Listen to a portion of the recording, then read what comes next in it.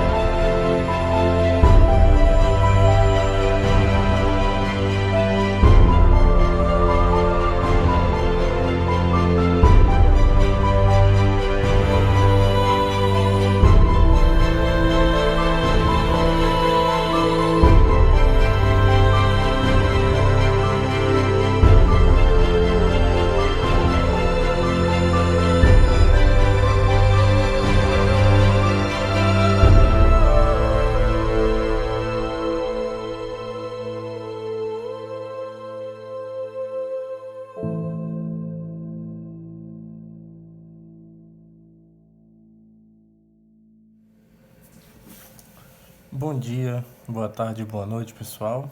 Sejam bem-vindos a mais uma aula de geometria algébrica. Na aula de hoje a gente inaugura uma nova playlist, que é uma playlist que vai ser chamada, a menos de eu esquecer algum termo específico, um passeio pelos feixes com muita categoria. Nós vamos começar hoje. O título da aula de hoje é A Elevação da Geometria Algébrica ao Paraíso da Teoria de Categorias. Isso porque, a partir de agora, a gente vai querer dar uma abordagem um pouco mais geral para os objetos que a gente vinha estudando até então, que eram os conjuntos algébricos afins, e a gente viu um pouco também dos conjuntos algébricos projetivos. Numa das aulas eu falei para vocês que a gente gostaria de colocar os conjuntos algébricos afins e os projetivos dentro de uma mesma sacola, tá? E essa mesma sacola vai ser uma sacola composta por objetos de natureza, a princípio, um pouco diferente das que a gente vinha estudando, mas que no fim das contas a gente vai exigir que, de certa forma, elas se pareçam com os conjuntos algébricos afins. Só que tudo isso que eu estou falando é muito vago, e aí para dar uma noção precisa para o que significa isso, a gente vai precisar de algumas noções que são melhor compreendidas e unificadas com a linguagem que a teoria de categorias nos fornece. Tá bom? Lembra que os objetos que a gente estuda, que a gente vem estudando até agora, são basicamente zeros de um sistema desse tipo aqui. O que a gente vem estudando são objetos que são dados por zeros de funções polinomiais, que eram os conjuntos algébricos afins. Certo? A gente estudou um pouquinho dos projetivos, vimos que os conjuntos algébricos projetivos, pelo menos que o espaço projetivo pode ser coberto por conjuntos algébricos afins, mas digamos que na primeira parte, no que nós chamamos de geometria algébrica clássica, a gente estudou basicamente objetos que a gente chamou basicamente de V ou X, sei lá, dado por equações polinomiais, certo? E aí nós vimos que para investigar esses objetos foi interessante nós considerarmos algumas estruturas algébricas associadas a esse objeto ou a seres que são relacionados a esses objetos. Por exemplo, globalmente aparecia o anel de coordenadas. Então era uma estrutura algébrica que globalmente estava associado ao conjunto algébrico, vamos dizer assim, né? Que aqui, se eu estou chamando x do conjunto algébrico, era o k de x, vamos dizer assim, né? E isso era o quociente do anel de polinômios em x1 até xn pelo seu ideal associado. Então, globalmente, a gente tinha essa estrutura algébrica associada a todo o x. Depois nós vimos uma maneira local de associar a cada x e a cada ponto em x uma estrutura que nós chamamos de anel local desse cara no ponto. Tá? Isso aqui era um anel local de x em P. Certo? E finalmente nós vimos uma maneira de atribuir uma estrutura algébrica às regiões desse espaço, ou os abertos dele. Certo? Então, regionalmente, nós consideramos o quê? Nós demos uma notação que lá nos pareceu conveniente trabalhar assim, e aqui vai ficar bem claro porque que nós escolhemos essa notação.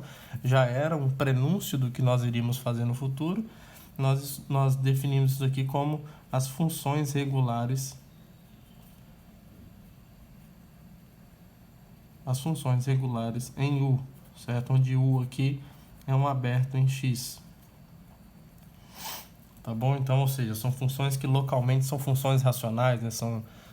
É uma razão de duas funções polinomiais definidas em X, no conjunto algébrico X. Tá bom? Então, tudo isso aqui é um rascunho do que nós fizemos, é só um lembrete, na verdade, de coisa que nós fizemos. E agora, no futuro, num futuro próximo, mas a gente vai precisar de construir algumas coisas antes, a gente vai estar interessado em, já que estudar globalmente, localmente, regionalmente, estruturas algébricas associadas ao objeto original X nos permitiu compreender algumas propriedades topológicas e geométricas desse espaço. Por exemplo, a gente estudou, a gente viu que um ponto, ele era um ponto num conjunto desse, ele era uma singularidade, somente se o anel local era um anel local não regular, ou seja, um anel local singular. Nós vimos que era possível calcular a dimensão de x usando a dimensão de Cru desse anel. Então, várias propriedades geométrico-topológicas poderiam ser expressas de maneira algébrica. Por que não a gente tentar aumentar o bojo ou o balaio dos objetos que a gente está estudando para coisas que não necessariamente são conjuntos algébricos afins, mas que, de certa forma, se elas estiverem dotadas de uma estrutura a mais de álgebra, ou seja, se eu tenho um objeto e a esse objeto eu consigo associar a ele uma estrutura algébrica que se comporta de forma parecida com o que os conjuntos algébricos afins satisfazem, será que a gente consegue replicar o que nós fizemos para conjuntos algébricos afins para esses objetos mais gerais, vamos dizer assim? Ou seja, o que eu estou querendo dizer é o seguinte: será que se agora eu tiver uma pergunta que a gente pode fazer é o seguinte: suponha que X agora seja um espaço topológico. Qualquer, tá? Então suponha que X seja um espaço topológico. E suponha que, por exemplo, aqui eu vou ser bastante informal, tá? Depois nós vamos ver como dar precisão a essas noções. Mas suponha que esse espaço topológico venha, sei lá, munido de uma construção desse jeito aqui, ó. Suponha que por exemplo, para cada aberto U de X, eu tenha-se, vamos colocar entre aspas assim, tenha-se um objeto algébrico, sei lá, OXU. Ou seja, suponho que para esse espaço topológico seja possível eu associar para cada aberto dele um objeto algébrico. Eu não sei ainda qual é a natureza desse objeto algébrico. Pode ser um anel, pode ser um grupo, pode ser uma K-álgebra, sei lá, uma álgebra sobre algum corpo. Mas suponho que a gente tenha algo parecido com isso, tá? E suponho também que seja possível trabalhar localmente, ou seja, no sentido pontual. Se para cada ponto em X tenhamos um objeto local associado a esse ponto, um objeto local,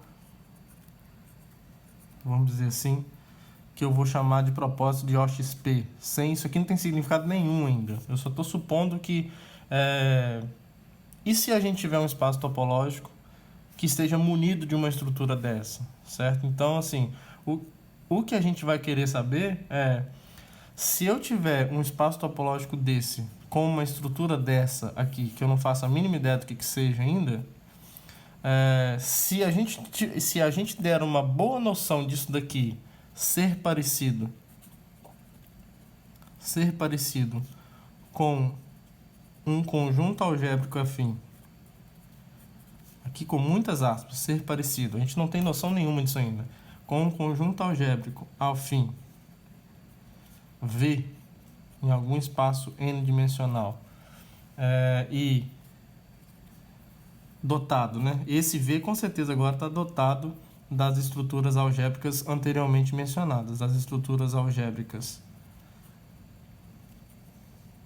Essas aqui, ó.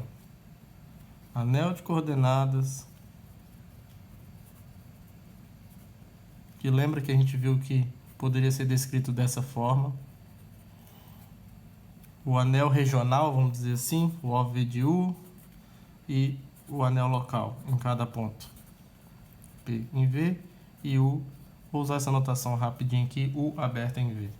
Tá? Suponha que a gente tem uma boa noção de dizer que esse par aqui, ou seja, que X munido desse monte de estrutura algébrica aqui, a gente consiga uma boa noção de similaridade entre isso e esse conjunto algébrico munido dessas coisas aqui.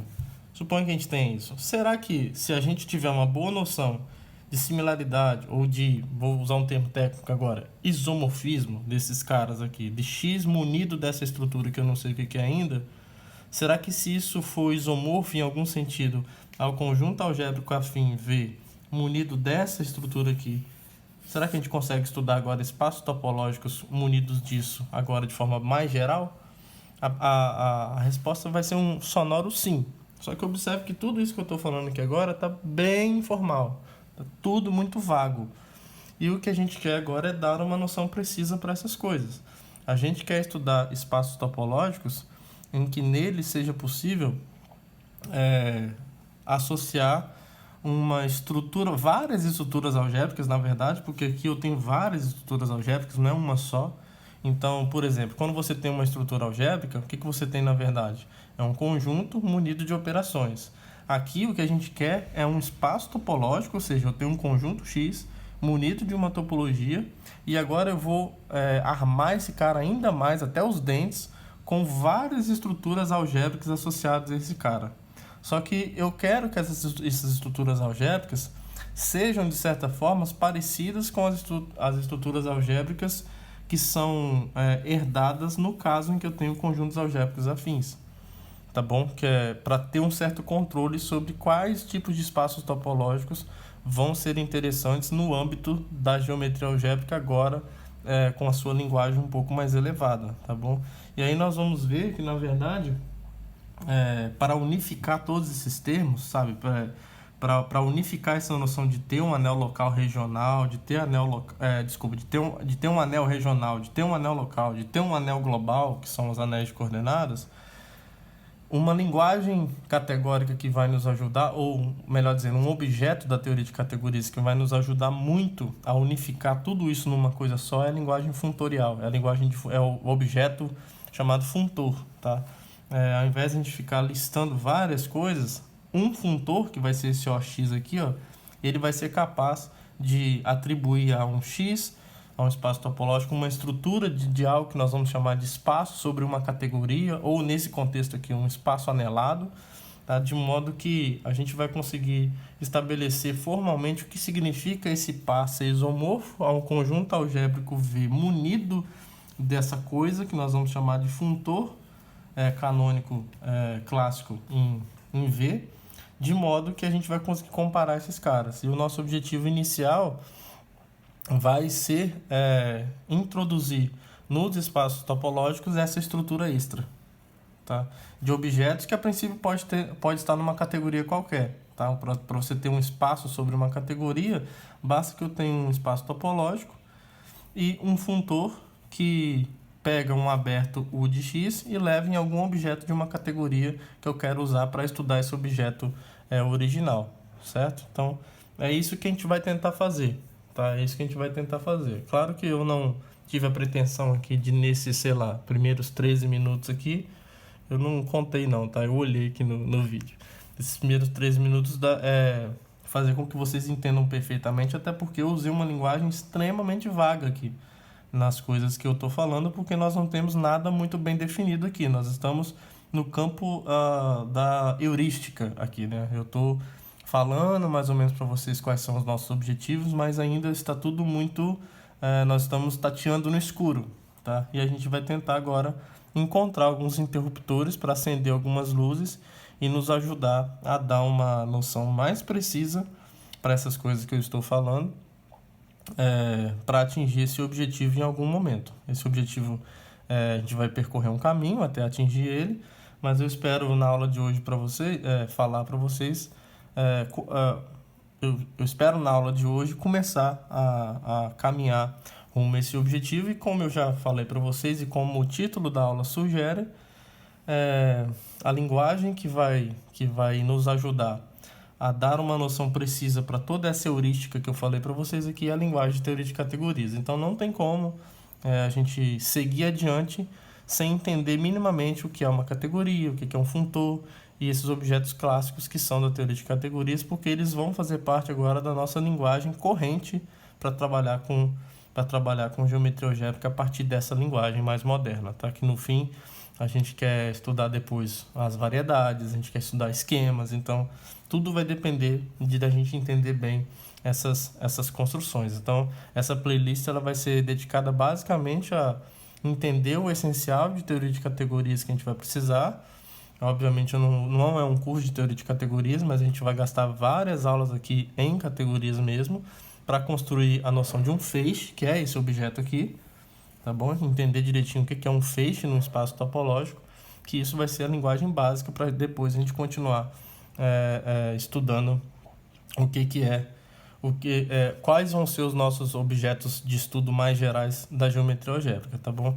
Essa playlist especificamente, ela pode ser útil mesmo se você quer estudar geometria algébrica ou não, tá bom? Mesmo que você não queira seguir na área de geometria algébrica, a linguagem de feixes ela não pertence à geometria algébrica, tá? É uma linguagem que outras áreas também usam, geometria simplética, topologia algébrica, álgebra homológica, enfim, várias áreas, análise também, então assim, várias áreas usam essa noção de feixes, tá bom? Então, essa é uma playlist bem versátil, porque de aulas ela vai ser versátil no sentido de que tanto teoria de categorias quanto esse subproduto da teoria de categorias, que é a noção de feixes, que para nós aqui é importante, nós que trabalhamos com geometria algébrica, mesmo que você não seja alguém que pretenda estudar geometria algébrica, essa playlist especificamente pode ser útil para você, tá bom?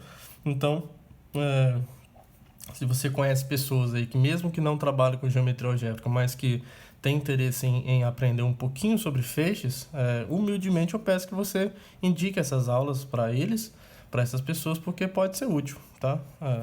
Para pelo menos ser mais uma opção para apresentação e leitura desse conteúdo, tá bom? Então vamos começar a tentar dar um sentido mais técnico para as coisas que a gente está falando, tá bom? Então, se eu estou falando de teoria de categorias, a primeira coisa a definir é o que diabos então é uma categoria, tá? Então vamos lá. A gente tem que começar a falar então do que é uma categoria especificamente.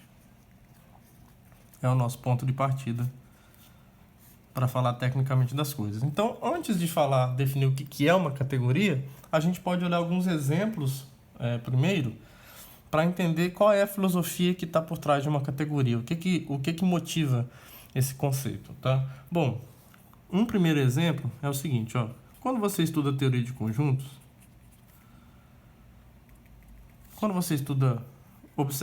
suponha que você esteja no universo dos conjuntos. Universo dos conjuntos.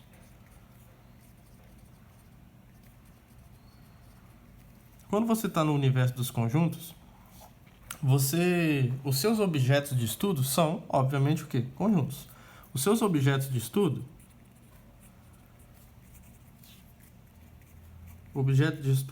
são conjuntos, certo? Esses são os seus objetos de estudo. E aí você tem os axiomas, Zé Melo Frankel e as pessoas de bom senso acrescentam choice, né? Os FC, e aí você tem toda aquela construção formal dos axiomas de teoria de conjuntos para dar uma base consistente para a linguagem de teoria de conjuntos. Mas fora isso, é interessante, além de você trabalhar com os objetos, você quer maneiras desses objetos se comunicarem entre si. E a maneira formal de você estabelecer o que é uma boa comunicação entre dois conjuntos é uma coisa que a gente chama de função, que é a coisa que todo mundo, independente da área que trabalha, precisa necessariamente lidar com esse conceito. Então, se você tem, vou colocar assim, formas de comunicação ou mecanismos de comunicação. Se você tem dois conjuntos,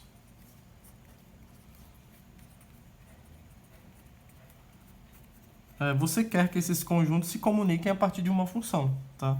Então, uma função f de x em y é uma maneira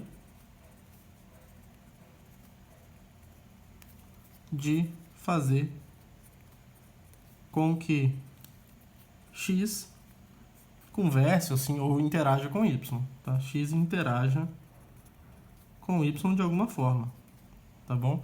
Então, dentro desse contexto, você tem o quê? Você tem os seus objetos de estudo e você tem as maneiras, as formas de comunicação que obedecem a requisitos mínimos que esse contexto requer, tá bom? Você tem toda uma teoria de funções, a partir dessas duas coisas, você começa a expelir verdades, né? Que são os teoremas e proposições que você consegue mostrar, aí você começa a acrescentar conceitos, noção de função injetiva, sobrejetiva, objeção, cardinalidade de conjuntos, quando que ele é infinito é numerável, não numerável, conjunto das partes.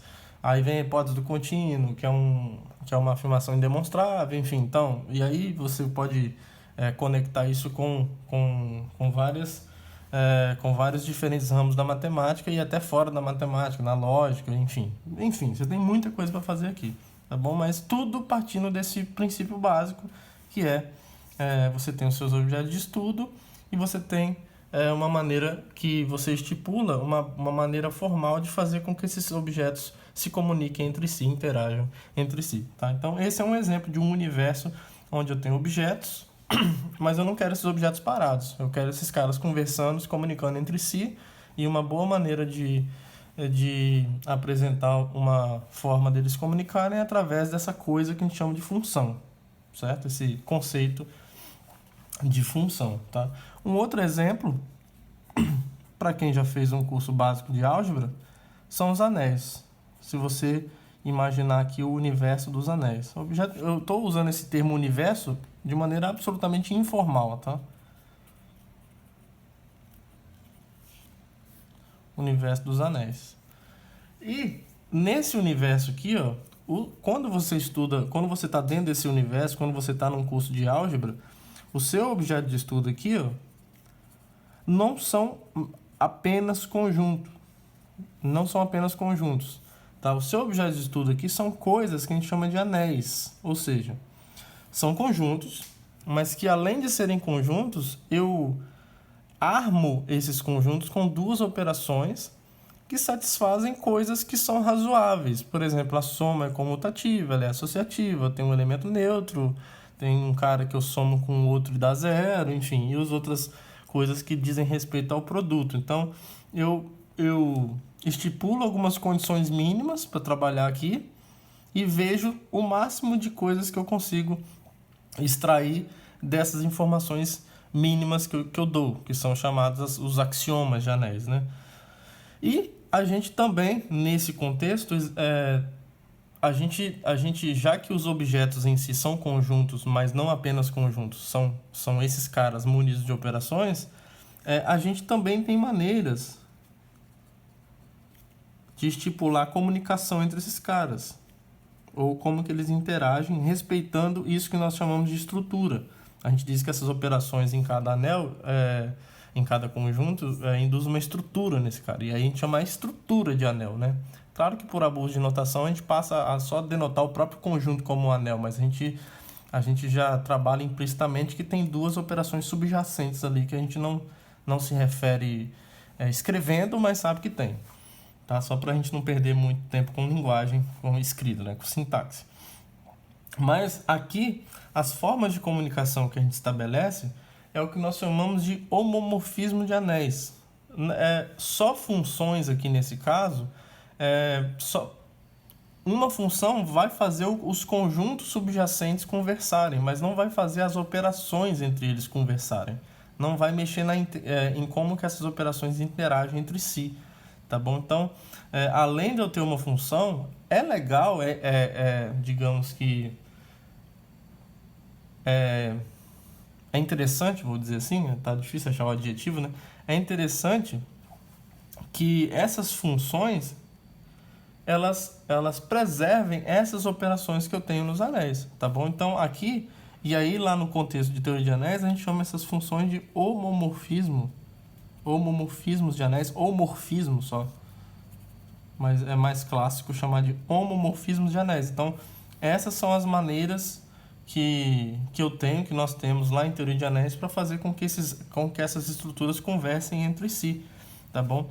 E uma coisa que eu esqueci de falar aqui no exemplo anterior, mas que eu posso falar aqui e relembrar aqui no exemplo anterior, é que se eu tiver, além de eu ter uma função aqui, e se eu tiver duas funções ou dois homomorfismos de anéis, suponho que eu tenho dois homomorfismos de anéis.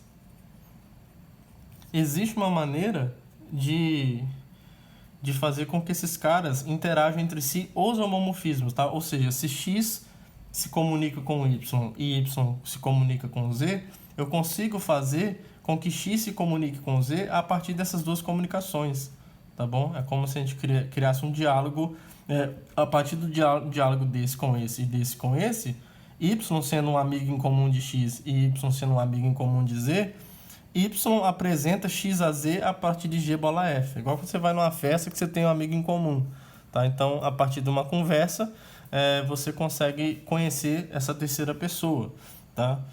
Então, aqui a gente tem uma forma de compor G com F e fazer com que X se comunique com Z, tá bom? Então, é possível fazer essa composição. E no contexto de anéis, a gente é um exercício fácil mostrar que se eu tenho dois homomorfismos de anéis, então a composição de dois homomorfismos de anéis, composição como de função mesmo, isso ainda é um homomorfismo de anéis, certo? E aqui em funções a mesma coisa, tá? Eu estou até usando isso daqui, tá bom? Então eu não vou escrever aqui para não ficar... eu acabei esquecendo de falar na hora, e para não ficar muito apertado aqui, se eu tenho só dois conjuntos x e y, que se comunicam através de f, e y se comunica com um terceiro conjunto z a partir de uma comunicação g, eu consigo fazer o conjunto x conhecer z a partir da composta, tá? E a gente tem uma definição precisa do que é a composição de funções, ela atende a própria definição de função, que também está presente aqui. E nesse caso específico, como eu tenho uma estrutura extra, duas, né, na verdade, duas operações extras aqui, essa composição que eu ganho de funções aqui também respeita essas duas estruturas extras, tá bom? Então, no universo dos anéis, eu tenho objetos de estudo, tenho formas deles se comunicarem, dois objetos, e se dois objetos se comunicam, e se eu tiver três objetos em que dois deles se comuniquem, eu consigo fazer o primeiro conversar com o terceiro, a partir da composição, e essa composição tem boas propriedades, ela é associativa, ela sempre tem o cara que se comunica com ele mesmo. Se x é um anel, a identidade de x com x sempre é um homomorfismo de anéis, tá?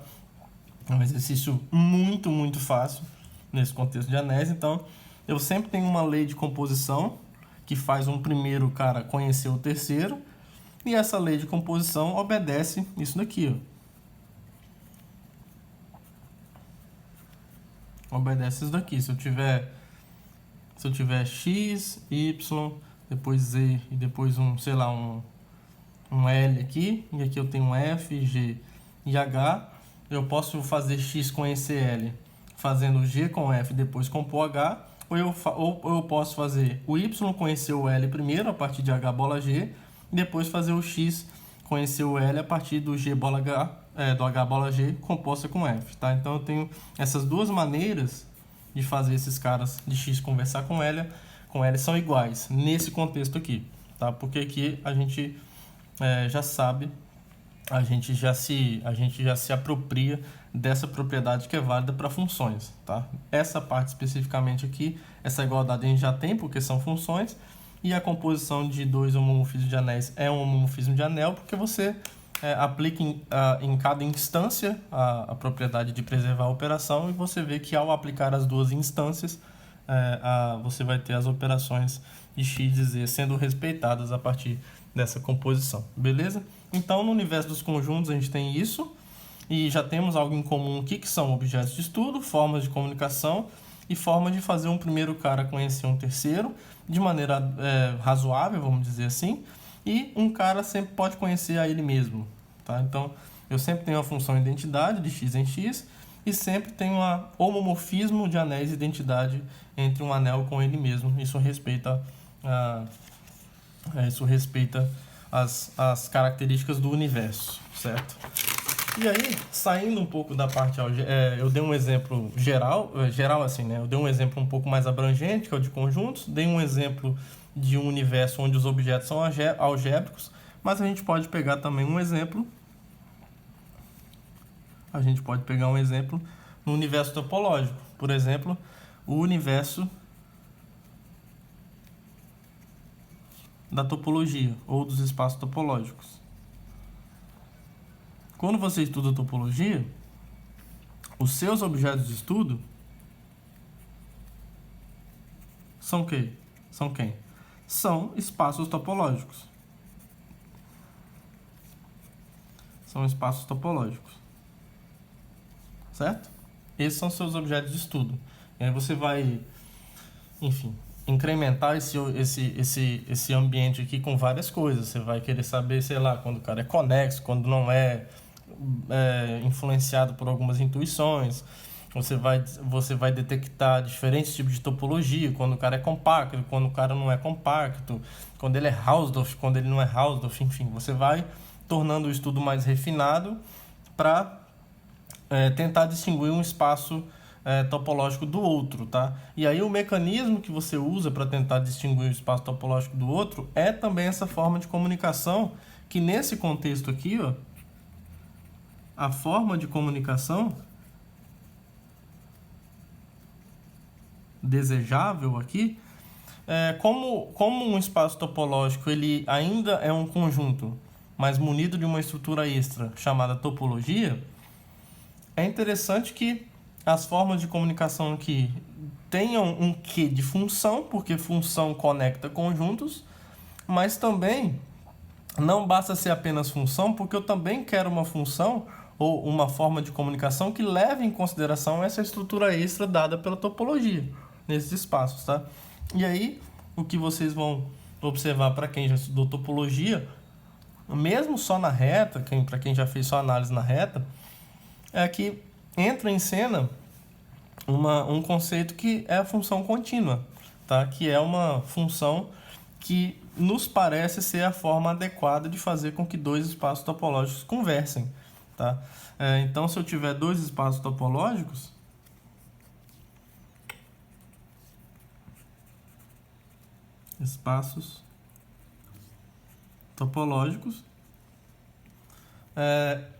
uma função contínua f de x em y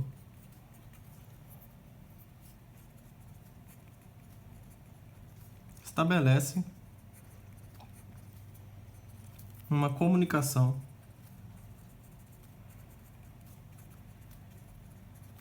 entre x e y. Tá? Eu não estou escrevendo aqui, mas x está munido de uma topologia. Você pode chamar de tal x e y de tal y. Tá? Então, além dela ser uma função no sentido clássico, ela preserva as topologias. E aí tem uma noção razoável do que significa preservar essa topologia, que no fim das contas se resume, depois de algumas noções intuitivas, de preservar regiões e tal, sem perder... para você ter um mínimo controle de como que essas funções se comportam, para dizer que ela é contínua num sentido intuitivo, você vê que isso se resume basicamente, para ter uma definição um pouco mais enxuta, significa basicamente que um aberto daqui, do y, quando eu tomo a imagem inversa dele aqui de x, isso aqui é um aberto em x, tá? Ou seja, pertence à topologia que está em x. Tá? Essa condição, essa afirmação, a gente observa que ela atende muitas das nossas expectativas do que significa intuitivamente uma transformação desse tipo ser contínuo, né? Preservar pequenas regiões, ou se você quiser apelar para épsilons e deltas, aquela definição de continuidade lá do cálculo, de que se você tiver x se aproximando do A, então f de x se aproxima cada vez mais da imagem de f em A, tá? Tudo bem, não tem problema usar essa noção, mas depois você vê que essa noção, quando você vai para ambientes mais gerais, ela já não é mais possível de você lidar dessa forma, mas mesmo nesse contexto mais palpável, você observa que isso é equivalente a dizer que a imagem inversa de aberto é aberto. Então, nos parece, e nós estamos convencidos, não só nos parece, mas estamos convencidos que, de fato, a linguagem da continuidade é a linguagem adequada para estabelecer formas razoáveis desses objetos se comunicarem. E nesse ambiente aqui, ainda vale que cada espaço topológico tem a sua função contínua e identidade, ou seja, tem a sua maneira de conversar trivial. Tá? A função identidade entre quaisquer espaços topológicos nele mesmo é sempre contínua. Tá? A imagem inversa de um aberto aqui, obviamente é um aberto aqui, porque vai ser ele mesmo. Tá? E se você tiver duas funções contínuas, ou seja, se eu faço x se comunicar com y e y se comunicar com z, é um exercício clássico lá em topologia. Para quem já fez sua análise também você consegue mostrar facilmente que a análise que eu falo é topologia na reta, né? Para quem já fez pelo menos topologia na reta, é um exercício clássico mostrar que se f e g são contínuas, então, quando eu componho elas no sentido de compor funções, isso aqui ainda é contínuo, ou seja, essa composição preserva as topologias de x em z, então, portanto, eu consigo fazer com que x se comunique com z a partir dessa composição. Então, nós temos uma lei de composição. Assim como nós tínhamos uma lei de composição no universo dos conjuntos, a gente também tinha uma lei de composição no universo dos anéis. Nesse universo aqui, a gente também tem uma lei de composição, e essa lei de composição, ela é muito razoável no sentido de, se a gente quiser compor várias vezes, Se eu tiver uma terceira função contínua aqui, se eu compor, ou se eu compuser, acho que se eu compuser, né? H com G bola F, isso é a mesma coisa de compor H bola G com F, tá bom? E mais, uma coisa que eu esqueci de dizer antes, mas é razoável nós lembrarmos, é que se eu tiver, por exemplo, esse ser identidade aqui, ele tem uma boa propriedade de que se eu pegar F e compor com a identidade em X, isso aqui dá o próprio F, tá? Porque são funções. E se eu pegar a identidade Y e compor com G, opa, acho que essa ordem não está muito boa não. Deixa eu trocar aqui. Ah tá, tudo bem. Isso aqui, ó. Se eu pegar a identidade Y e compor com F agora à esquerda, né? Porque F sai de X para Y, depois Y leva nele mesmo.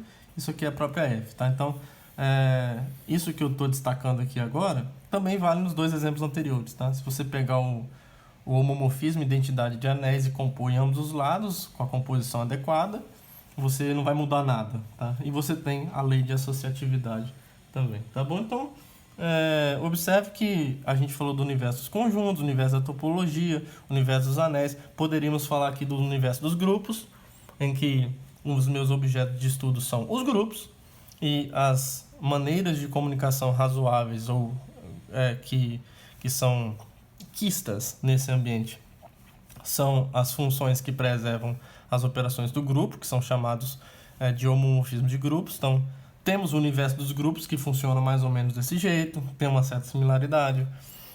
A gente tem o universo, vamos ver aqui, das K-álgebras, tá? Os objetos são as álgebras sobre um corpo, e aí a gente tem os homomorfismos de K-álgebras, que são as maneiras de se comunicar, respeitam essas mesmas coisas. A gente tem os universos dos módulos, que os objetos de estudo são os R-módulos, você fixa um anel R, e aí você pode, fixado um anel R, você tem os módulos sobre R como objeto de estudo e os homomorfismos de R-módulos como forma de comunicação. Tá? A gente tem os espaços vetoriais, lá em álgebra linear, poderia ter dado esse exemplo aqui, porque ele é até mais comum do que o de anéis, né? Porque espaços vetoriais até a maioria dos cursos de exatas estudam. Então, se você fixa um corpo, pega os reais, por exemplo, e olha para todos os espaços vetoriais reais, o seu objeto de estudo, o universo da álgebra linear, por exemplo, o seu objeto de estudo são os espaços vetoriais, vou colocar reais aqui, álgebra linear real, e as formas que você quer que esses espaços se comuniquem para preservar as operações são as chamadas as famigeradas transformações lineares, tá bom? Então é um outro universo também, o universo da álgebra linear, o universo dos espaços vetoriais reais, tá bom? E aí a gente vê que todos esses universos, apesar de terem objetos de natureza diferentes, vamos dizer assim, e se comportarem, obviamente, de maneira diferente, dependendo de suas peculiaridades, todos eles têm isso aqui em comum.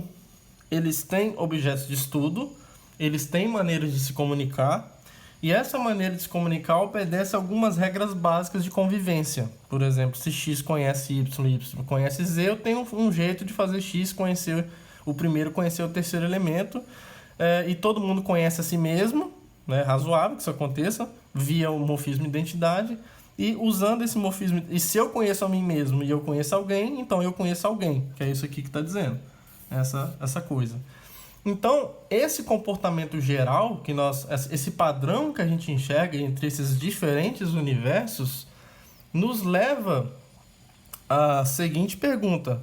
Bom, e se eu, ao invés de, a princípio, entrar num universo desse e ficar estudando só um universo desse, e se eu admitir que existe um universo onde eu tenha objetos de estudo e onde eu tenha formas razoáveis desses objetos se comunicarem, então eu vou estabelecer algumas condições razoáveis. Se eu dou um nome para isso de categoria e exijo basicamente o que todos esses caras estão satisfazendo, será que eu consigo expelir alguma verdade disso? Ou seja, se eu, ao invés agora de falar de universo de topologia, universo de anéis, eu suponho basicamente que eu tenho um universo, onde eu tenho objetos, que eu não conheço a natureza deles. Mas a única coisa que eu sei Eu tenho esses objetos, sei que eles se comunicam basicamente dessa forma e sei que essa comunicação satisfazem essas coisas básicas. Será que só com essas informações a gente consegue extrair alguma coisa?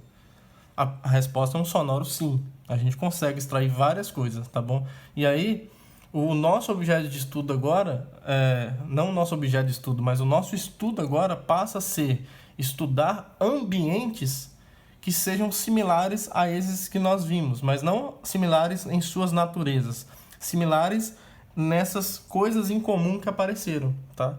E esse ambiente a gente vai chamar de categoria. Esse universo aqui que a gente está dando, eu não quis chamar de categoria ainda para não confundir com o nome clássico, com o nome técnico.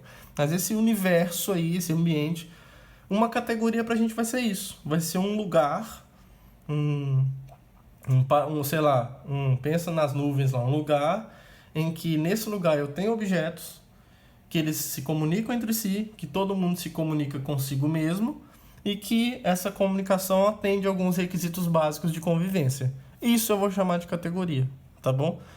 A partir de olhar para esses exemplos, eu vou tentar extrair o que é comum a todos eles e tentar agora dar uma noção mais geral no sentido de não me preocupar a princípio com a natureza dos elementos, e sim que eles estão ali, eles se comunicam entre eles de uma maneira razoável e ver se só com isso eu sou capaz de extrair ou de expelir alguma verdade a partir disso daqui, a partir de conhecer só isso, tá bom? Então vamos definir o que é uma categoria motivado por esses exemplos que nós demos, tá? Então vamos lá.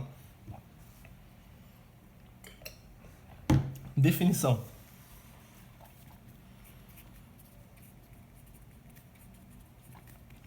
Então, uma categoria que classicamente é denotada por um Czinho bonitinho assim, tá? Um C caligráfico. Uma categoria C consiste em, primeiro, uma classe de objetos, tá? Uma classe de objetos. E aí, esse termo classe é para fugir do termo conjunto, tá? Porque, por exemplo, se a gente quiser considerar a categoria dos conjuntos, eu não posso falar do conjunto de todos os conjuntos. Isso gera um paradoxo de Russell conhecido, tá? Mas eu posso considerar a classe de todos os conjuntos, não tem problema. A classe de todos os conjuntos não é um conjunto, tá bom?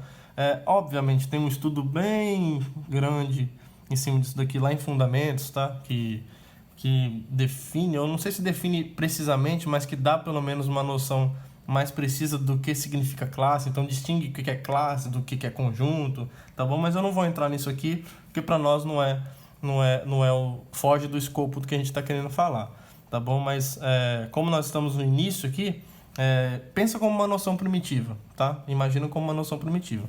Então, uma categoria consiste numa classe de objetos,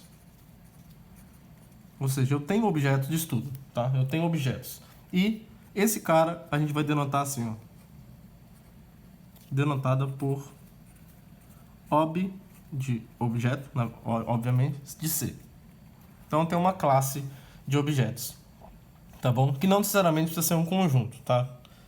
No caso da categoria dos conjuntos, por exemplo, isso não é um conjunto, tá? A classe de todos os conjuntos não é um conjunto. Mas isso a gente não vai ficar se apegando a esses termos, tá? A gente não está no curso de fundamentos. Então deixa quem trabalha com fundamentos se preocupar com isso. Para nós, isso é uma classe de objetos. E segundo, agora entram as formas de comunicação. Ó. A gente vai exigir que para cada par de objetos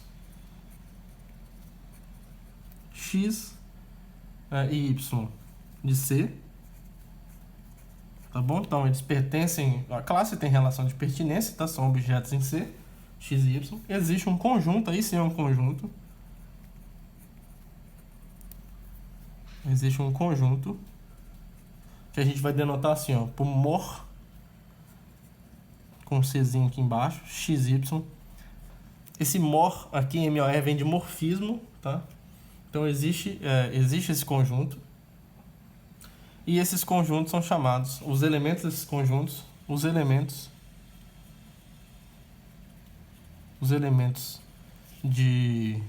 desse conjunto são chamados são chamados de C-morfismos, ou simplesmente morfismos se não tiver confusão, tá? Ou simplesmente morfismos. Ou simplesmente... Opa, fechei o parênteses antes. Morfismos. Ou simplesmente morfismos. De x em y. E é clássico denotar um elemento F que pertence a esse conjunto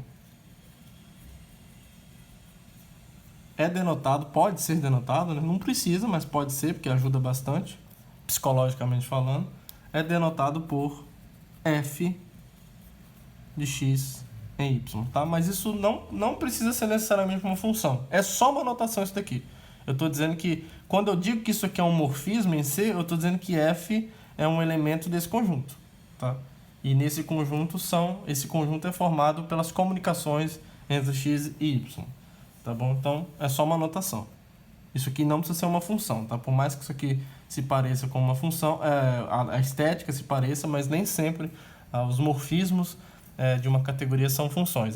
Todas as que, nos exemplos que nós vimos hoje, todas são, né, funções. Mas não necessariamente precisa ser. A gente vai dar um exemplo de quando a gente tem uma categoria sem que os morfismos sejam funções, por exemplo, a princípio, de maneira imediata, tá? E a terceira condição, então eu tenho os objetos, eu tenho comunicações entre esses objetos,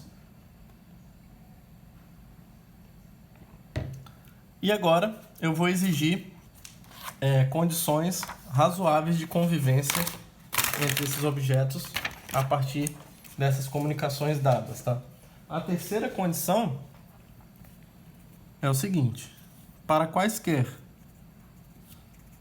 3 objetos nessa categoria, ou seja, para quaisquer x, y e z objetos na categoria C, existe uma operação binária, que é o que antes nós estávamos chamando de composição, e aqui também a gente vai chamar uma operação, acho que binário não é um bom termo, só uma operação mesmo,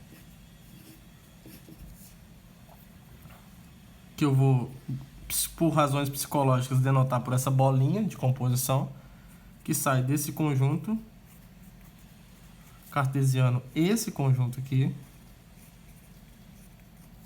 e leva aqui de x em z. Então, sai do produto cartesiano das comunicações de x em y e das comunicações de y em z, é a composição que faz as comunicações de x para z agora.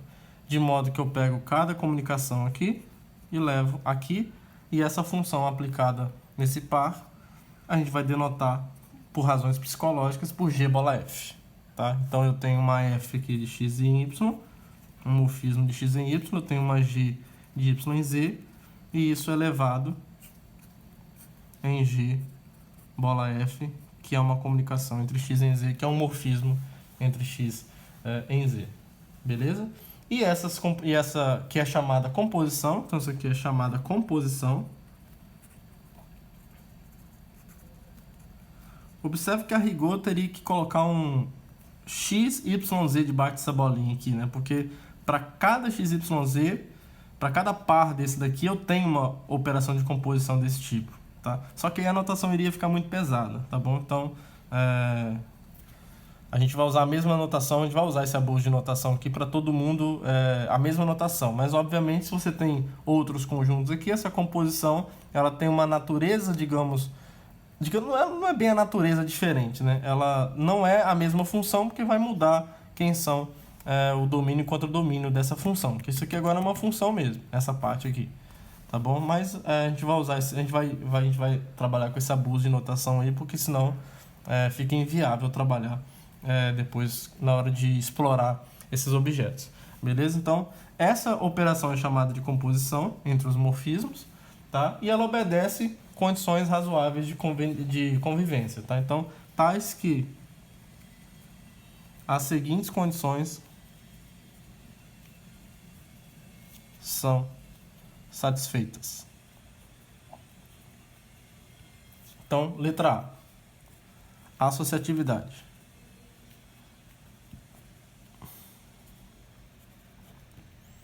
Então, para quaisquer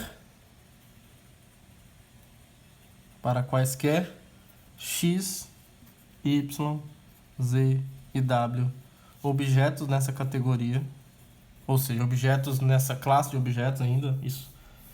Se eu tiver f, um morfismo de x em y, g, um morfismo de y em z, e h,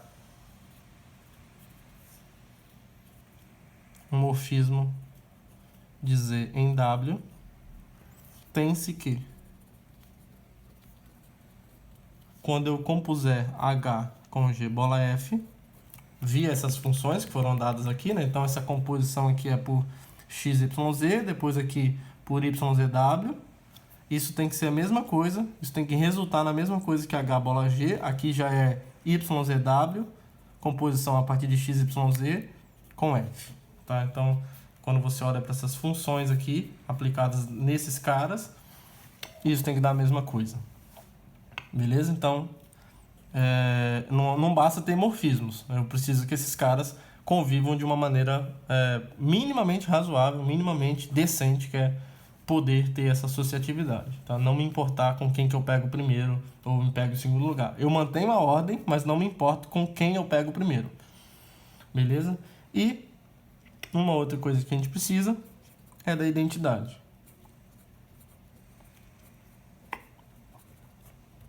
Que é o seguinte: para qualquer x objeto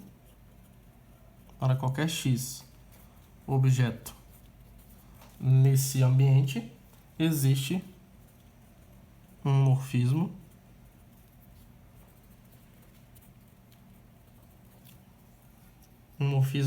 chamado morfismo identidade. Existe um morfismo identidade dx, que a gente vai denotar, obviamente, por razões psicológicas, por assim, tal que isso aqui acontece. Tal que, vou botar noutra folha.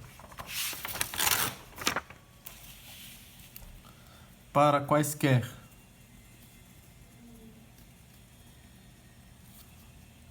y, objeto nesse ambiente, e f, morfismo de x em y, tem-se que, quando eu pego a identidade de x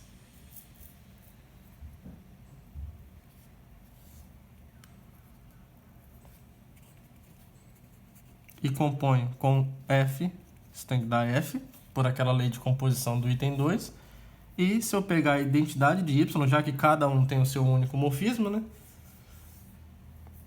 Eu acho que é melhor trabalhar assim, ó, porque como eu não falei, eu estou falando só do x por enquanto, então eu vou falar assim, ó.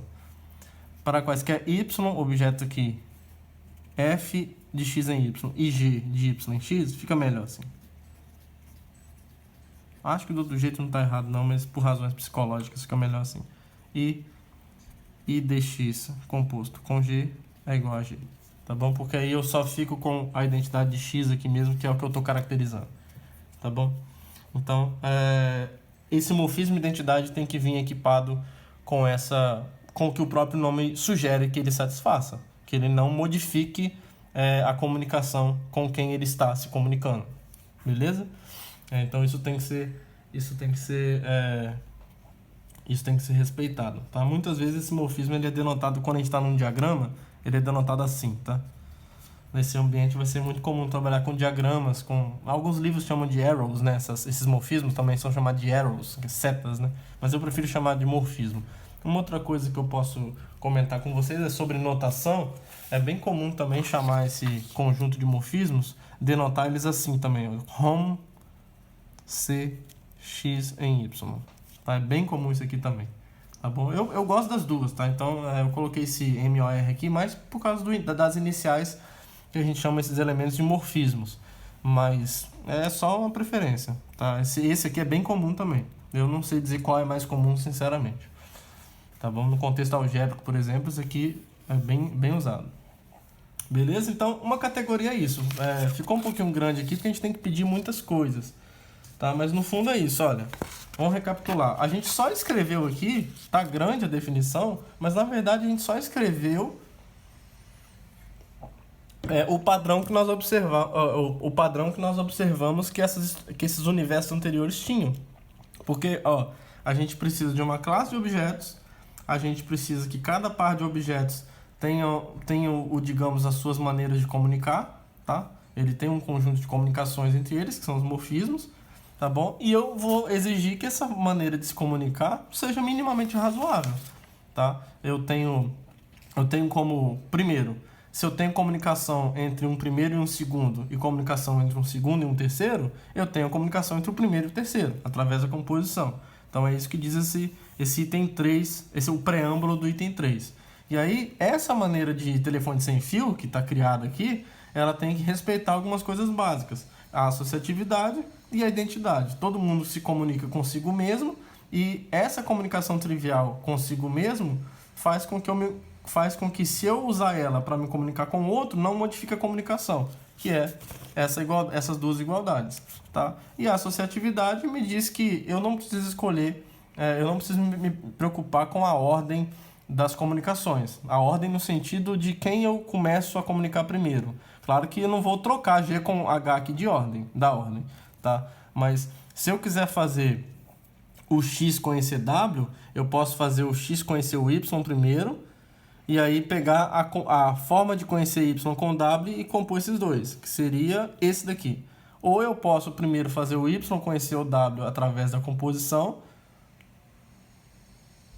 Desculpa, posso fazer o X conhecer o Z através da composição, e aí eu faço o Z conhecer W, e aí componho isso de novo, que é esse daqui, e aí eu só estou exigindo que essas duas formas de apresentar X e W sejam as mesmas, tá? Sejam iguais, de acordo com a noção de igualdade desse conjunto aqui, tá? São elementos de um conjunto, dentro do contexto onde eu tiver, eu vou saber exatamente dizer o que significam esses termos serem iguais, tá? Isso aqui é um conjunto, então a gente tem uma noção primitiva de igualdade de elementos de um conjunto, tá?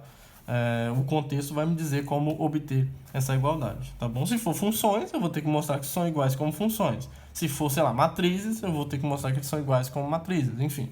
É o contexto que vai te dizer isso, tá bom? Então, não tem nenhuma novidade nessa definição aqui. A gente só reuniu o padrão que nós enxergamos nos universos anteriores. No universo da topologia, nós temos uma classe de objetos, que é o conjunto dos espaços topológicos, e para cada par de objetos eu tenho as funções contínuas entre x e y que obedecem essas leis básicas de convivência. Nos anéis, a mesma coisa. A gente tem os anéis e os homomorfismos de anéis que obedecem essas regras básicas de convivência. Nos conjuntos, que é o exemplo mais clássico, a gente tem essas regras de convivência. Tá bom? Então, os exemplos que nós demos anteriormente são categorias. Tá? A gente já pode falar, então, desses exemplos, como agora categorias. Tá? E aí dá uma notaçãozinha para eles. Tá? Por exemplo, seguindo a ordem que nós vimos,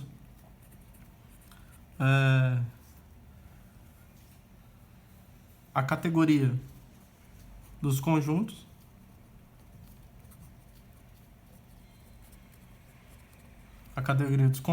é denotada classicamente por set do inglês e consiste em, primeiro, os objetos dessa categoria de set são os conjuntos, e os morfismos, x e y, são conjuntos. Então, eu preciso dizer para cada par de conjuntos eu tenho que ter o conjunto formado pelos morfismos, né? Mas os morfismos aqui para mim vão ser as funções. Então, os morfismos de x em y, nesse contexto, é o conjunto formado por f, onde f de x em y é uma função. Tá bom? E aí, lá da teoria básica de conjuntos, nem precisa estudar fundamentos para isso. Quando você, em geral, até às vezes até embutido no curso de álgebra, quando você não tem um curso de lógica, você mostra que a composição de morfismos, que a composição de funções ainda é uma função bem definida, que essa composição ela é associativa, que você sempre tem a função identidade, que composta com qualquer outra função dá a própria função, tá bom? Então, lá pelo que você já estudou na teoria básica de conjuntos, você já sabe que isso aqui é uma categoria, tá bom? A rigor você teria que provar, mas eu não vou provar aqui porque a gente já sabe todas essas coisas, tá? Então, os objetos são os conjuntos e quando eu armo um par de conjuntos com essas comunicações, isso aqui obedece. Eu tenho a lei de composição, né, de funções, e que é associativa, tá bom? Eu só tenho que avisar como que eu componho, né? E a composição de morfismos aqui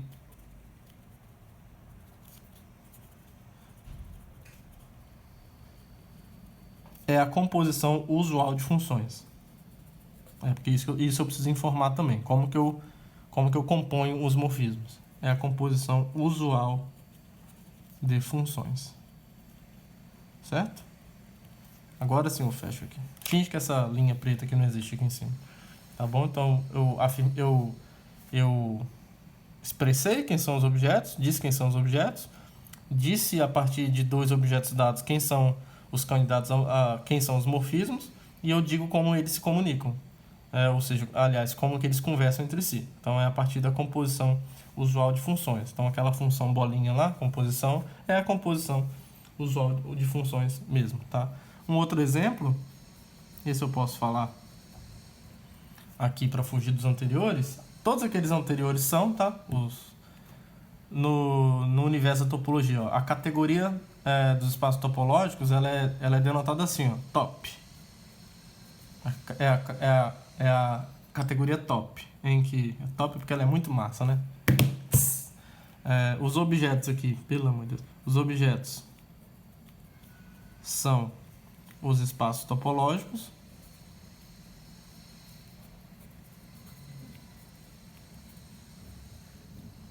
e eu vou colocar rápido aqui, ó. E os morfismos são as funções contínuas, tá? Então, no sentido de que se eu pegar x e y, espaço topológico, os morfismos entre x e y são as funções contínuas de x e y, tá?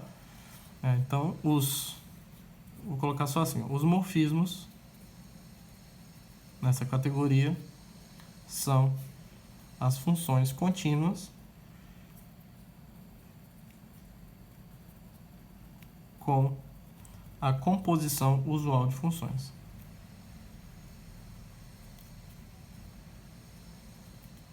De funções. Ixi, não coube, né? É isso aí, composição usual de funções, beleza? Vamos dar vários exemplos. O que a gente deu hoje também foi dos anéis. Então, um nome clássico para essa categoria é rings, né? Do inglês, anéis. Então, essa categoria, ela consiste de quê? Vamos lá. Os objetos são os anéis e os morfismos são os homomorfismos de anéis. Ou, se você quiser chamar daqui para frente, só mesmo morfismo de anéis. Mas aí fica a seu critério.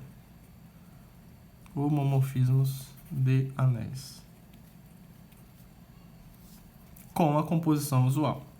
Certo? Com a composição usual de funções, porque no fundo, homomorfismos de anéis são funções também, mas com uma propriedade extra. Tá? Então, composição usual de funções, lá a gente já sabe que a composição de homomorfismo de anéis ainda é homomorfismo de anéis, o morfismo identidade satisfaz tudo aquilo lá, tá bom? Então isso aqui também é uma categoria, tá? Uma outra categoria que eu só falei, mas não escrevi, é essa daqui, ó. Um outro exemplo é os espaços vetoriais reais sobre um corpo qualquer, tá? Vamos colocar sobre um corpo qualquer, porque não tem por que a gente particularizar. Então seja K um corpo. Estou fixando um corpo, certo? Não existe a categoria dos espaços vetoriais. Tem a categoria dos espaços vetoriais sobre um corpo fixado, tá bom? Vamos lá, seja K um corpo. Bom, eu posso estar falando besteira, mas eu acho que não existe mesmo não, tá? Porque para você comparar, para que você tenha uma transformação linear, você analisa se a coisa ela mantém a operação de produto por escalar, e aí não faz sentido se você tiver dois corpos diferentes falar que aquilo é uma transformação linear. Pode ser que se você tiver um corpo contido dentro do outro, aí você consiga dar uma ideia razoável disso, mas para evitar essas minúcias, é mais seguro ir naquilo que a gente tem certeza agora, que é fixar um corpo, tá? Em outras situações pode ser que você consiga trabalhar com corpos diferentes, mas aí você precisa ter algumas minúcias que eu não quero entrar definitivamente nesses detalhes agora. Então fixa um corpo K e a gente denota a categoria assim, ó, vet K. É comum em alguns livros em inglês está vect aqui, de vector space, mas vamos colocar vet mesmo, de vetorial aqui. E aí os objetos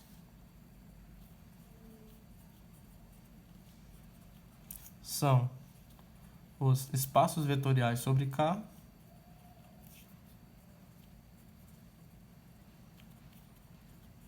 sobre o corpo K e os morfismos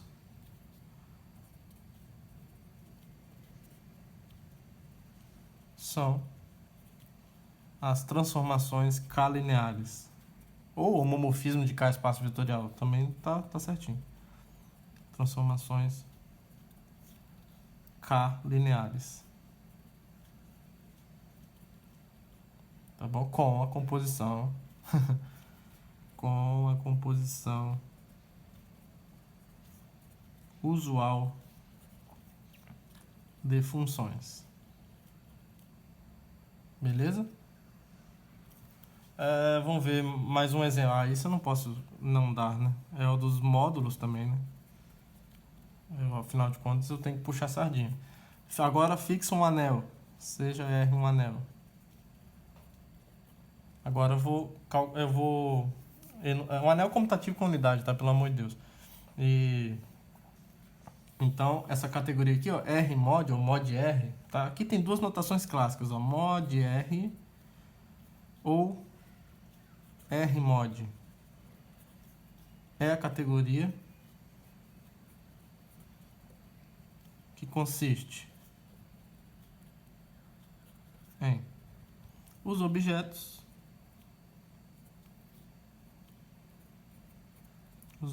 são os R módulos. R módulos. E os morfismos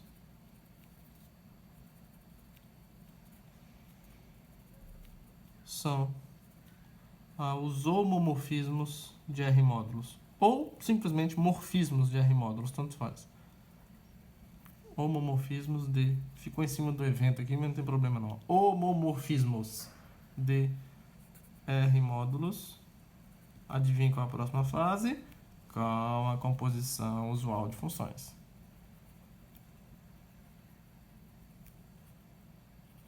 Usual de funções. Beleza? Então, um exemplo que não falta. Eu não vou escrever esse não, mas você pode considerar, por exemplo, a categoria das variedades diferenciáveis. Vamos colocar aquelas que são sem infinito, que você consegue, as chamadas suaves, né? Então, quem são os objetos dessa categoria? Os objetos são as variedades suaves, ou seja, as variedades diferenciáveis que são sem infinito. Então, você tem um atlas lá que você consegue cobrir essa variedade em que essas funções que saem de algum Rn lá são sem infinito, né? Quando você olha para as mudanças de coordenadas, são sem infinito. E os morfismos aqui vão ser as funções diferenciáveis, tá? Você tem para duas variedades diferenciáveis, você tem a noção de uma função ser de m em n, por exemplo, usando a notação clássica do ambiente, ser infinito, na verdade. Se você tiver uma escolha aí de coordenadas em que uma certa composição fosse infinito lá do Rn por Rn, Então, esses vão ser os seus morfismos, e dentro desse ambiente você é um exercício, mostrar que se você tiver duas funções diferenciáveis ou C infinito, a composição é C infinito. Como são funções, então você já ganha associatividade de graça, e que a identidade preserva a função também. Tá? Então, nesse ambiente, os morfismos também vão ser munidos com a composição usual de funções. Tá? E aí, para fechar, vamos dar um exemplo que foge disso, então. Ah, não, mas espera aí. De jeito nenhum. Eu jamais poderia deixar de dar esse exemplo aqui, porque, afinal de contas, tudo isso aqui que a gente está fazendo, o grande objetivo é porque nós estamos em geometria algébrica, né? Então, olha esse exemplo aqui, ó, que coisa linda, ó.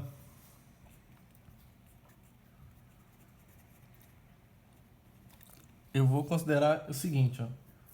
Seja K um corpo, e defina isso aqui, ó. C ponto algebraic, só auge K, da seguinte forma.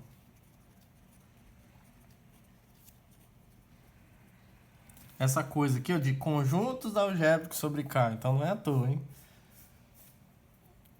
Ele consiste de quê? Os objetos de C ponto alg K são, adivinha quem? Os conjuntos algébricos afins. Então, estou definindo uma nova categoria, um candidato à categoria, né? E quem vão ser os morfismos? Ó, vou dizer aqui, ó, se V está contido no ANK e W está contido no AMK, por exemplo, são objetos, né? Ou seja, são conjuntos algébricos afins. São conjuntos algébricos afins. Então, eu vou definir os morfismos nessa categoria da seguinte forma. Entre V e W, adivinha? Como é que a gente fazia dois conjuntos algébricos interagirem lá na primeira parte, na parte clássica? A gente fazia eles interagirem via morfismos polinomiais. Tá? Então não é à toa que eu chamei aquela coisa de morfismo polinomial. Já era motivado por isso daqui. Então, para mim, os morfismos entre V e W nesse ambiente vão ser aqueles dados por uma função ou um morfismo polinomial entre eles. Então, a gente já sabe que é um morfismo polinomial, lembra? É quando as funções coordenadas aqui de φ são funções polinomiais. Então, para mim, e aí eu vou dotar esses caras com a composição. E a composição aqui é a composição de funções mesmo. E a composição dos morfismos é a composição usual de funções, já que no fundo eles também são funções. É a composição usual de funções. Isso está bem definido, porque nós já vimos que a composição é uma proposição, isso. A proposição, eu não vou saber qual, no livro é 1.4.12, mas depois de algumas edições que eu estou fazendo, não sei se manteve, mas a gente já viu que a composição de dois morfismos polinomiais é um morfismo polinomial, tá? E aí todo o resto a gente ganha de graça, porque a natureza dos morfismos aqui é porque são funções. Então, basicamente, para mostrar que isso aqui é uma categoria, só precisava mostrar isso mesmo, que a composição de dois morfismos polinomiais ainda é um morfismo polinomial, para que essa composição esteja bem definida como função nesse sentido. Deixa eu achar a folha aqui para mostrar para vocês. Aqui, ó. Nesse sentido aqui, tá? Eu preciso que um morfismo, nesse contexto aqui, ó, eu preciso que um morfismo polinomial composto com outro morfismo polinomial seja um morfismo polinomial. Então, para que essa função esteja bem definida, essa função aqui, composição de funções, era necessário mesmo mostrar que a composição de dois morfismos polinomiais ainda é um morfismo polinomial. Então, provado isso, e nós fizemos isso, isso aqui, todo o resto é um ganho de graça. Tá? A identidade com qualquer função vai ser a qualquer função, porque são funções, tá? Os morfismos aqui são funções. Então a gente já ganha de graça várias coisas. Então isso aqui é uma categoria, tá? Logo, esse logo aqui é por alguns motivos, mas que eu já expliquei aqui para vocês. Logo, essa coisa aqui que a gente está definindo é uma categoria. É uma categoria, beleza? Chamada a categoria, adivinha? A categoria dos conjuntos algébricos afins, tá bom? Então, a gente consegue enxergar os conjuntos algébricos afins, que foi o grande objeto de estudo da primeira parte do curso. A gente consegue enxergar isso como uma categoria também, tá bom? E aí, eu acho que agora sim, para finalizar, é interessante dar um exemplo de uma categoria em que os morfismos não são necessariamente funções, tá? Para que vocês consigam abstrair e sair dessa ideia de que sempre os morfismos vão ser funções. Nem sempre. Eu vou dar um exemplo bem legal aqui, em que os objetos vão ser os números naturais. Então, cada objeto aqui é um número natural. E os morfismos vão ser matrizes, tá? E aí é bem legal. E aí eu tenho que definir uma forma de compor, né? E a gente vai ver direitinho como fazer isso, tá? Mais pra frente a gente vai ver outros exemplos também de morfismos, de categorias em que os morfismos não são funções também, tá bom? Mas esse exemplo aqui é bem legal, que quero dar para ele. Eu quero fechar a aula dando esse exemplo para vocês. Então vamos lá. Eu vou considerar o seguinte, ó. Vamos dotar o conjunto dos números naturais de uma estrutura de categoria. Olha que legal. Então, considere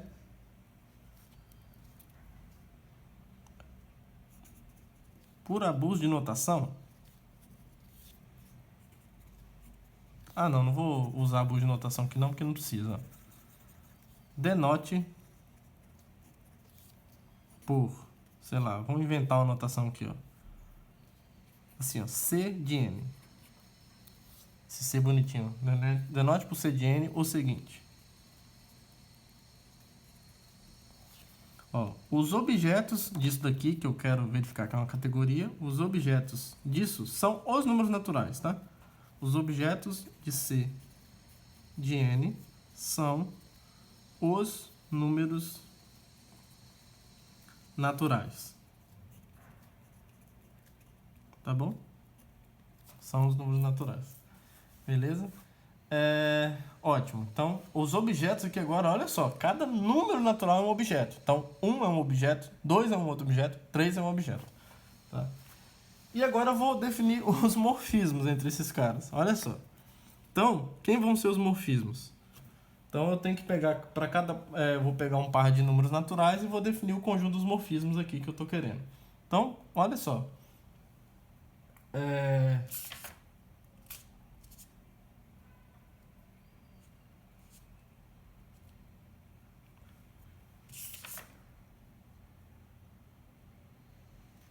Isso. Demorei aqui que eu tava vendo que eu tava... Qual notação que eu ia usar aqui. Tá? Então vamos definir para cada par de números naturais, para cada par de objetos, né? M e N, pertencentes aos objetos desses caras, que aqui os objetos são de... Aqui nesse exemplo os objetos formam um conjunto, tá? Não tem problema. Defina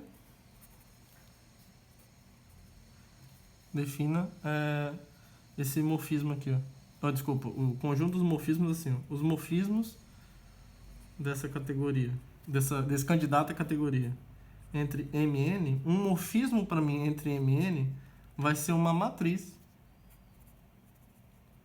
Vai ser uma matriz M por N com entradas reais. Tá? Pô, aqui eu coloquei R por mera vontade de escolher R. Tá? Pode escolher qualquer anel comutativo com unidade aqui, onde seja possível definir uma matriz. Acho que nem precisava ser um anel comutativo com unidade. Lá nem tem estrutura, mas vamos ver se precisa ou não. Tá? Uma matriz. Para mim, um morfismo entre M e N é uma matriz. Tá? É uma matriz com tamanho M linhas e N colunas. Tá? Então, beleza. E aí, só que para eu estabelecer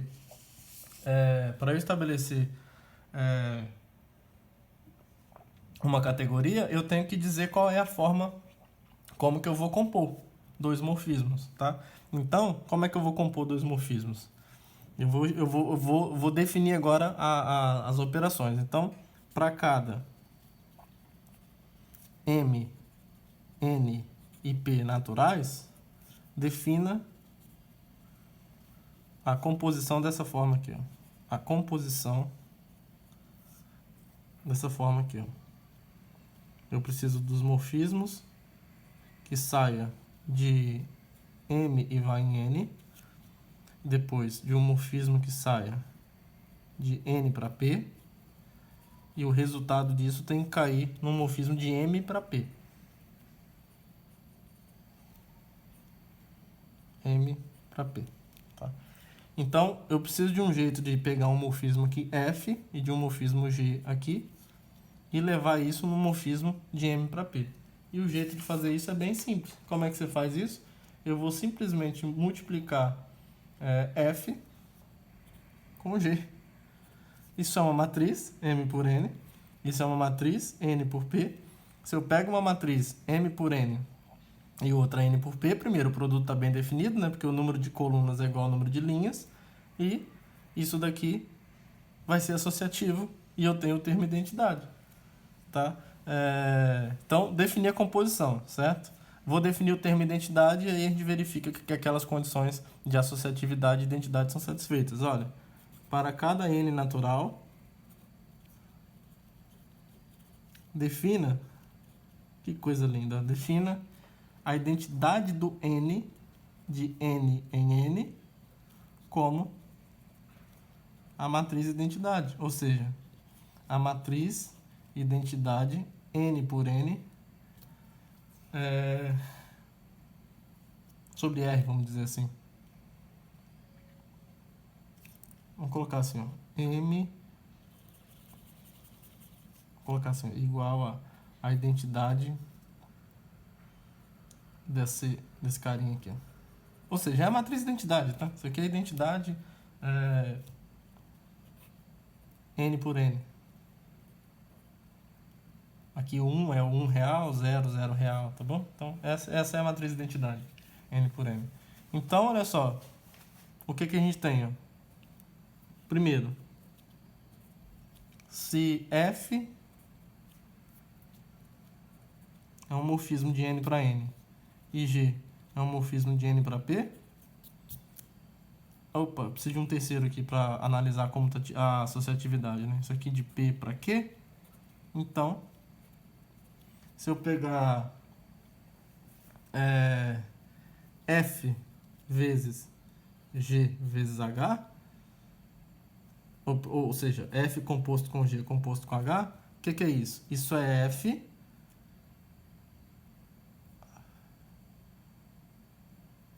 aqui eu só preciso trocar a ordem, peraí. Não tem problema não. Então, H composto com G bola F, segundo essa notação aqui, ó, isso é a mesma coisa que G bola F vezes H, certo? H, lembra que isso aqui está me dizendo, ó, isso aqui por definição é o G bola F. Então, G bola F é F vezes G. Esse vezes aqui é o produto de matrizes, tá? Então, G bola F é F. Bom, pessoal, para variar, acabou a memória do celular, né? Vamos lá. Eu estava falando que G bola F, por definição, é F vezes G, então a gente está fazendo a continha aqui para verificar que a composição é associativa, né? Então a gente já tinha concluído isso. Aí isso daqui é F vezes G vezes H, porque G bola F é F vezes G. Só que aqui é o produto de matrizes, que a gente já sabe que é associativo, então a gente pode usar aqui isso é igual a isso. E agora a gente volta. Isso é, por definição de composição ali em cima, é o G vezes H composto com F, e o G vezes H é o H bola G. Então, H bola G bola F é o H bola G bola F. Então, é associativo. Tá? E a identidade é facinho também. Se a gente pega um morfismo qualquer entre M e N, que é uma matriz, e eu compuser isso com a identidade N por N, isso aqui é o produto de F com a identidade N por N, e aqui é o produto de matriz, então isso aqui resulta na própria F, na matriz F. E aqui, a F composta com a identidade M por M é a identidade M por M multiplicada por F, que é igual a F também, tá bom? Então, essa identidade definida como a matriz identidade funciona como morfismo identidade, como numa categoria deve funcionar. Portanto, essa classe de objetos dada pelos números naturais com esses morfismos dados por matrizes, isso forma uma categoria, tá? O conjunto dos naturais munido da filosofia de que os morfismos entre eles são as matrizes M por N, ou seja, as matrizes determinadas cujo tamanho é determinado por esses dois números, isso de fato forma uma categoria, e é um exemplo interessante porque é uma categoria em que os morfismos não são funções propriamente ditas, tá? São matrizes. Então, não é uma função entre M e N, é uma matriz que tem tamanho M por N, tá? Que está relacionado com M e N, obviamente, mas não é uma função entre M e N no sentido clássico, tá? Aqui não pega um elemento de M e leva em N, tá? Essa F não está fazendo isso, tá? Ela é uma matriz, tá bom? Então esse exemplo é importante para também não criar a sensação em nós de que toda vez que você estiver numa categoria, os morfismos são funções. Nem sempre, tá? Nem sempre. O conceito de categorias ele é mais abrangente do que isso, tá bom, pessoal? Então a aula de hoje foi para apresentar o conceito de categorias. Provavelmente na próxima aula a gente vai falar do que são funtores, que é uma coisa que conecta categorias, que vai ser uma ferramenta útil para nós compararmos categorias, tá? Ou fazer com que duas categorias se comuniquem, tá? Mas isso aí a gente deixa para a próxima aula. Eu só fiz esse comentário mesmo para vocês terem uma ideia do que vem por aí, tá bom? Então a gente vai explorar bastante teoria de categorias por um tempo, até que a gente atinja uma certa maturidade e um grau de conhecimento básico para que a gente consiga aplicar esses conceitos no que a gente quer, que é estudar geometria algébrica, né? Que é estudar objetos que sejam parecidos com conjuntos algébricos afins. Mas a gente vai levar um tempo ainda até chegar lá.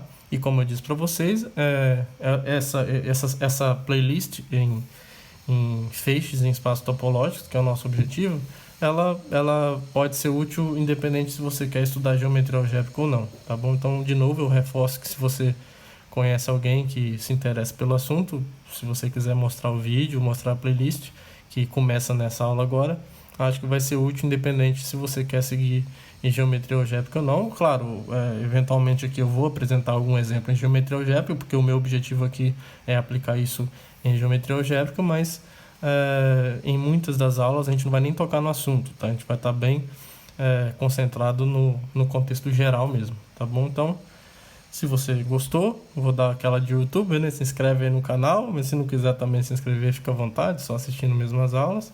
E um bom dia, boa tarde, boa noite para todo mundo. Até a próxima aula. Tchau, tchau. Now the world don't move to the beat of just one drum. What might be right for you may not be right for some.